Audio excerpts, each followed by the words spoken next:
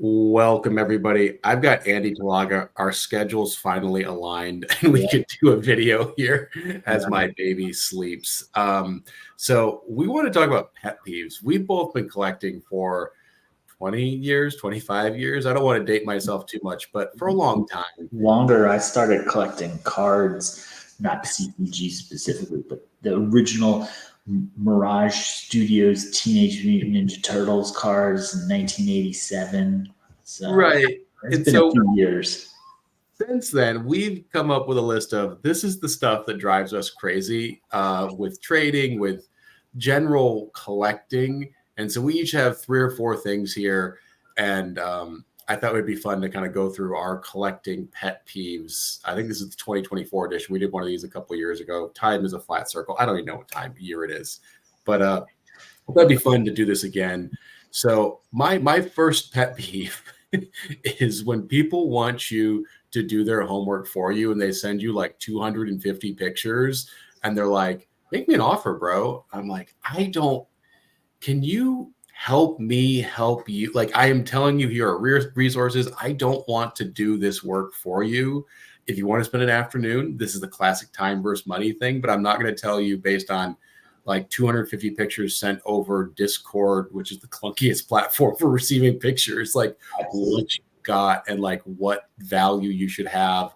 And then also you have a clear idea of what it's you want for it. Like, can we just cut the make me an offer, bro? That is my least favorite thing. Yeah, and if I end up doing that and I have to do your homework for you, I'm going to expect, some type of discount-ish, whatever that is, off. Like, if you don't know what your stuff's worth and I have to sit there and price it all out on eBay sold and cross-reference it with other websites because your item hasn't been sold in the last 9 months and do all this research and calculate all this stuff out, and it's going to take me a few hours to go through, I'm not going to then suddenly turn around and want to pay a premium on that. Right. And I mean, also part of this is if you are selling things in bulk, like you want to sell 500 rares, more than likely, I only want 200 or 20 of those rares. And for the other 480 of them, I am going to give you, way less than 10% of eBay sold, right? Because I don't want the other 480, but I'm doing this to get the 20 I want. And kind of understanding that's maybe a good transition to a second one for me is understanding that bulk, you cannot price every item out if you're like, won't break this up. Only selling as one giant set. I'm like, well, you don't just add up what the price on eBay buy it now is for all 500 items. You're like, I need $6,000 because you should try selling each item on eBay if that's what you want to do. But there should be an expectation of kind of bulk pricing, and that's something. Basically, bulk is free. Yeah, the stuff I don't want is like 10% of the value because I don't want it, but you are making me buy it, and that's fine. It becomes my problem, but I don't need like 200 reflections to premium cards like the random red interrupts. Like, I just don't need all those. I don't know, Viragos or something. Like, They're free. yeah, If you're exactly. dealing in some type of a deal similar to that, yeah, you either are going to be selling at 10% of their market value to me, or you're probably just better off finding somebody else. But honestly, at that point, like, you're kind of like, oh, good luck. Yeah, this is a good transition to my next one. I find a lot of this stuff increasingly to be very tedious. And one of the things that is the top of my tedious list is trading most of the time, where you have your spreadsheet and I have my spreadsheet, and and the fun of it is like if I have to open up Excel, it is too much like my job, and I am like losing the plot, right? I am kind of losing the plot here if I'm sitting in Excel being like, well, let me sort these by value and let me take out some extraneous data here. Like, I don't want to clean up data as my hobby, right? Like, I try to do as much or as little of that as I can for work, but Yeah. I don't want to do it. And I understand you have to find a way of like, I have this, you have this, and spreadsheets are a convenient way to do it. But anymore, trading I just find to be like super labor intensive, and that's not how I want to Yeah. spend Saturday afternoon. I'll only really do trades with people that I have traded with before that I know are easy enough to deal with. Like I could probably work out a trade with you fairly simple, right? But Sure. random person on a Facebook group or something, Discord, Slack, whatever, they're like, I have these 19 cards and I want 17 from you, and yours is valued at $864 based on 3 eBay sold listings plus this one. And it's like, okay, I'm done. Whatever. now. Well, I think there's also this tendency in all trades, and this is just human nature, but your stuff is, of course, extremely valuable, and the other person's stuff is not as valuable, even though in a trade, you want something, right? You want their stuff, but you are undervaluing their stuff. Like I've just done this enough where someone's like, oh, I really want this card, but I don't know if it's worth these 3 cards that I have extra of, because everyone's trying to get their premium, and that's totally fine. That's part of capitalism. But I'm just saying, like, I'm tired of tired of sitting in spreadsheets, and I'm collecting this Lord of the Rings TCG foil set, which is 1,819 cards, and I'm missing about 150 of them, and I'm like, holy crap! I just don't want to do any more spreadsheets to get to that 1,600 cards. It's been a lot of spreadsheets, and I'm like, I'm tapped out, man. I don't have any more brain space for Matt and Steve trade for right like spreadsheet. Yeah, I basically just sworn off trading. Yeah. It saves me mental anguish. Basically, is what it comes down to. Yeah, I mean, there's still some people where it can be fun. It's way easier in person. Actually, I went to a local game store for a Star Wars Unlimited tournament, and I did some trading there, and that was so fun. It was like invigorating again to have my binder, and he's like, "Oh, I can taking stuff." I'm like, "Oh, okay, I could do that." Like, and it took 5 minutes, not 5 weeks of. Did you see my updates to spreadsheet number 2? I added a new column in that is an average of 3 different stores that have it in stock. Like, oh my God, I don't want to do this. Yeah. Trading's tough there. I think for me, kind of rounding out this discussion about values and doing other people's homework is if you ask me to make you an offer and I make you an offer and I'm offering 10 or 15% below eBay sold, don't get offended. Be like, well, it sold for $80 on eBay. Why were you only offering me 62? Well, you can take it and go sell it on eBay. You're going to end up with like $59 after shipping and fees and all that stuff. So have a blast doing that. And if you don't want to, I'm offering you 62, 64, whatever it is. Like, there you go. Take it or leave it. Don't just be like, oh, you're ripping me off. No, I'm not really ripping. eBay is ripping you off. Is what it is. The post office. Here's another just broad thought I've had. The things we talk about in this channel are all pretty illiquid, right? And anytime you can find someone that's willing to give you 10 to 15% of an eBay sold value, that's pretty great because stuff doesn't sell on eBay always. And yeah, people can fish for like, oh, I found this one that was a low sale or something.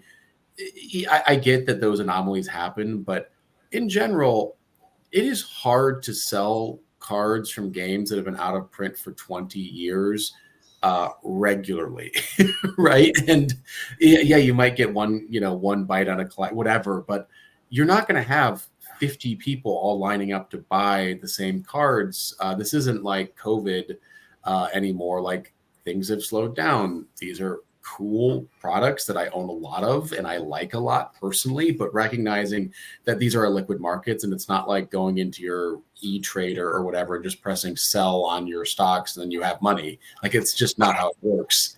Yeah, and I mean, there's going to be a few cards here and there that are just always going to probably regularly sell. Luke Skywalker, Jedi Knight, Aragorn, heir to the White City, whatever it is, like, yeah, you could list this and it will sell. So on that type of stuff, like, sure, it's fine to be getting closer to market value, because you could probably take that to most places and within a day, sometimes within 10 minutes, but within a reasonable amount of time, 24 to 36 hours, you're probably going to sell that thing. Yeah. Most stuff, like, you try to sell a foil Tempest 1 indoor foil, like, hey, good luck. I was going to sit there for a week until somebody messages you and offers you $5 for it. And you're just Yeah. but eBay has it listed for X. I don't even know what they're worth anymore, but I eBay has it listed for 15. You're only offering me 11. This is a ripoff. Okay, you can just sit there and hold this thing that's never going to sell at the price you're asking for forever. That leads to me, one of my pet peeves is people don't recognize. I mean, when you are selling things, there is a basic assumption of some sort of customer service, whether that's communication, whether that's, sending things in a timely manner. I think so many people package things. Yes, that's a good segue into the packaging discussion. But if you want to venture into selling stuff, whatever, that's great. I've sold stuff, I've bought stuff, whatever. It's a lot of fun, or can be a lot of fun. But recognizing that you are acting as a small business, and whether you want to have the tax implications of that or not, that's a separate discussion. But you need to at least have like some basic like guidelines to, like, hey, I'll ship out your thing within 3 business days, or I get it's a long weekend, but I've had just things where I'm like, I spent X amount on something and they haven't shipped it in a week. I'm like, hey, I know you're busy, but if you're busy, maybe you shouldn't have posted this for sale, right? Like, if you actually need to do 10 different things before you can get to the post office, maybe you should have waited a week or something until you weren't so busy, right? Like, no one made you post something for sale today. Like, you control that completely. And if you're not able to ship within 3 to 5 business days, let's maybe wait to post the item, because you have total autonomy over when you choose to post that item for sale, or when you choose to accept payment, right?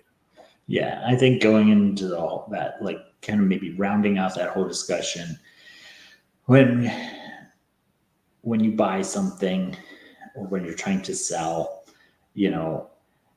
it's, don't come at me to be like, oh, well, this thing was $30. I want, and I posted it for $30 shipped. Now I'm going to ask you for 34 because I want you to cover PayPal fees.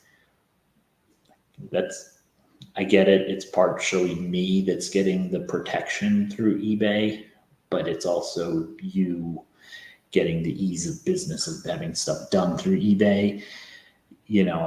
If I have no idea who you are and I'm, there's some like, $300 deal or something, maybe we can split it, but I'm not adding in another, I don't know, $15 or $20 on top of it just so that you get the whole amount that you think you should get. Like, if you go to a supermarket, if you go to a local game store, if you go to anywhere, like, they're taking 2-3% on any credit card transaction. Absolutely.